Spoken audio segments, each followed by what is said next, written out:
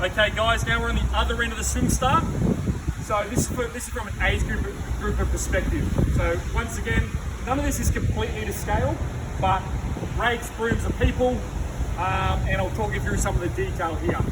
So we've got a funnel for the age group. It's almost business as usual for us as part of the rolling start. The main thing here is that this is our control point for the funnel. So if we don't control it here, we don't control it well, we'll have a lot of issue in our funnel. And even further back from this, we've got a virtual race director briefing. We've got some EDMs, multiple platforms to communicate when we want the athletes actually to arrive. And a lot of that arrival communication will align to our zone signs, which once again we have spread out down the beach. The idea is that prior to the funnel, there's no other controls outside of some markers for the zones, which allows people to naturally, physically distance and create their own space. We're not going to keep them in a giant pen, so otherwise that creates all kinds of responsibilities for us. So we're only controlling from this point. Now we've got our athlete services lead down here, and then we've got a volunteer pacer. Now they're literally the start of the funnel. They'll also probably be supported by commentary. There's going to be a big commentary system, but the commentator is more than likely to be down in the actual start line, working with the other athlete services person. That'll be looking at the times and the clock and calling up who we need. But everyone here, all the AS guys, are on radio if we need other messages communicated across the PA system about when to come down when they're on the beach. If anyone has any issues, obviously we do have a strong AS person at this point.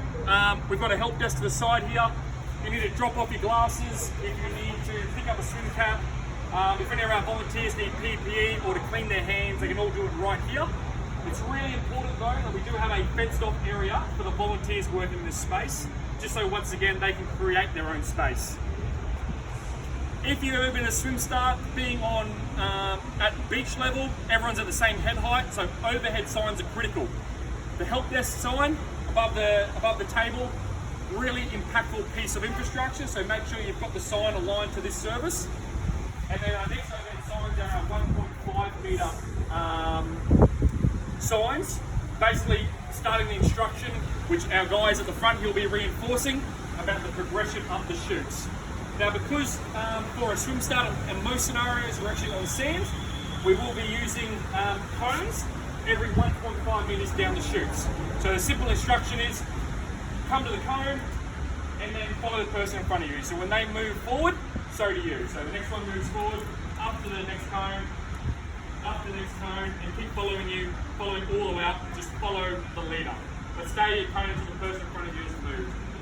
You progress it through the cones roughly every 8 seconds, but it'll change race to race. As we come to the very front,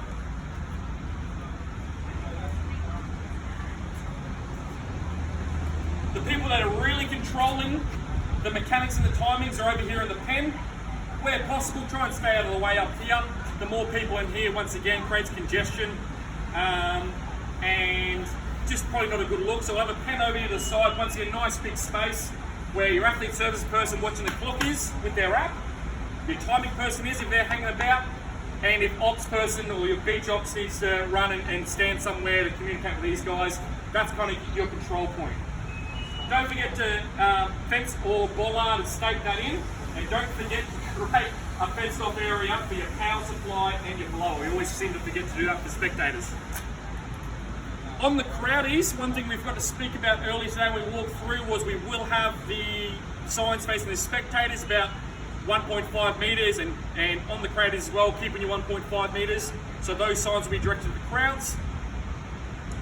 At the start of the age group queues, you've come all the way down to the last cones. You have your traditional volunteer pacers. So these guys usually stand right up here on the line or almost touching the athletes. With our distancing, we'll actually have a cone 1.5 metres from that point, and they can do the same job, but if anything, it's probably a better position, not as aggressive, and you can just coach people about when they're going based on the call and the timing from the AS lead. We already spoke earlier about this is the arch. Your timing point will be on the front edge of the arch. Make sure you've taken consideration your water line, and also don't forget to put out your bollard that says your race starts here. If there is any media down here, the media manager will look after them, and they'll create their space probably in front of the arch out down by the waterline, away from everybody, keeping a nice physical distance, but we'll have staff assigned to look after that. Thanks, guys.